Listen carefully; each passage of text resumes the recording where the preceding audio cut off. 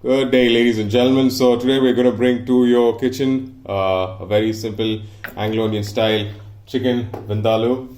So we're going to start with about 2 tablespoons of oil in the pan, and then we're going to come behind that with some spices. So we've got a stick of cardamom, a couple of cloves, and also we have 3 cardamoms and a cinnamon stick. So we're going to add the onions next, but let's just wait for the spices to fry a bit. That should take about 15 to 30 seconds.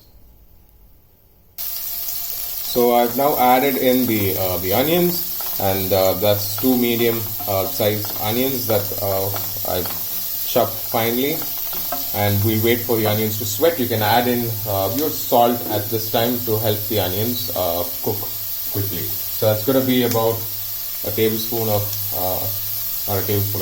salt, and so we're using 500 grams chicken here, and we're also going to use some potatoes. So there's going to be 2 medium-sized potatoes along with this, and you can double the quantity of your masalas and spices if you're using additional chicken and potatoes to this dish.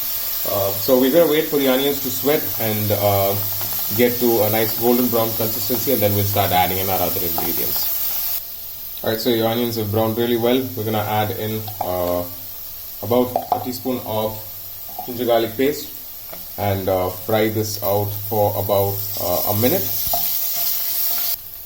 So we're going to add in 3 medium-sized tomatoes pureed. So you can, this is a personal choice, you can either use the tomatoes finely chopped, or you can have them pureed and add it to this dish. So we'll wait for this to cook for about maybe 30 seconds to a minute. So we're going to add a nice heaped teaspoon of coriander powder.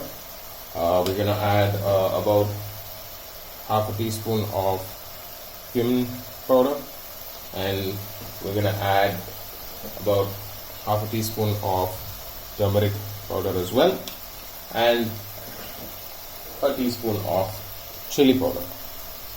Now just bear in mind we've put whole garam masalas in, so we don't want to put a lot of garam masala. So we're going to come behind that with half a teaspoon of garam masala. Now let these masalas fry out for about a minute, and then we'll start adding in the chicken. Right, so the masalas have been cooking really well. Now we're going to add in the chicken. So that's 500 grams of peri cut chicken. Now the chicken is going to give out some water, so we don't want to necessarily add water right away. We're going to wait for the chicken to give out its water, and later on we can add the potatoes and cover this and cook it for 15 minutes. So just hang in there. So the chicken's been cooking for about a minute. I'm going to add in the potatoes now. So that's like I said, 2 medium-sized potatoes. Just cut them into small little cubes. And now we're going to add in about a cup of water. So depends on how thin or thick you'd like this gravy. You can add your water, and we're going to cover this now and be patient for at least about 15 minutes. So keep this on high medium flame, not on high flame all at once. So we'll get back to this in probably 15 or 20 minutes. You might need to stir this in between. So just make sure you do not hesitate to stir this in between. So I'm going to cover it, and we're going to keep it for 15 minutes, and probably circle back with it in 15 minutes. Alright, and there you have it, ladies and gentlemen. The vindaloo was cooking for about 20 minutes, and it's perfectly cooked now. Your chicken is nice and soft. Your potatoes also have cooked, and if in case you'd want this, so we prefer it as is, the masala.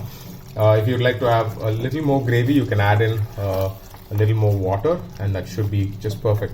And the best part is to make sure you cover this and let it cook in its own heat. That just so the masala gets nicely into the chicken. So please do try this at your place and let us know how it came out. We'd love to hear. Until next time, cheers, God bless, and have a good day, people.